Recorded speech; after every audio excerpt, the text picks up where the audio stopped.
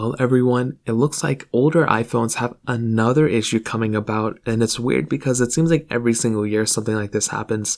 And in this specific case, some of you may have seen the video I made yesterday, but essentially what Apple is doing is they're starting to go ahead and remove outdated applications. Now, what do these applications include? Well, pretty much any application or most applications that haven't been updated in a significant amount of time, they will go ahead and give developers 30 days to go ahead and update those applications.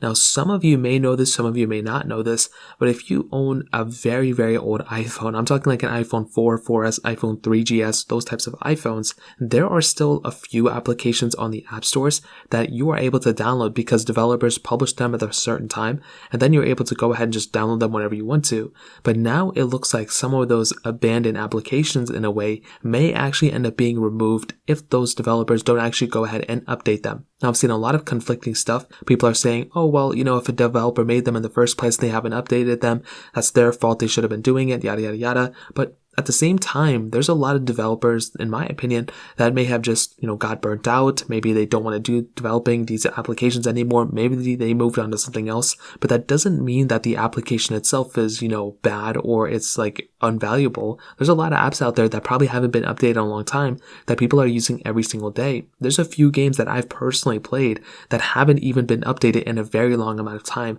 And those applications are still actually, they work well with the, notch design. They don't have black bars around them, but they haven't been updated, I don't think, in years. You have to remember the iPhone 10 came out in 2017. So if an app has been updated in probably the last 5 years, that will probably mean that application is up to date for the resolution. That doesn't mean it's the most secure application or whatever, but if it means that it's going to start removing all these older outdated applications on these older versions of software like iOS 7, 9, 8, all those ones, this could possibly cause a few issues here and there for some of these older iPhones, and it's going to make them pretty much, useless in so many different ways. Now, this is for this current state. What happens if, let's say 2-3 years from now, some other applications that were developed this year or last year, whatever the case is, let's say some people, let's say those developers moved on to other things too. What if those apps and games, what would happen in that case?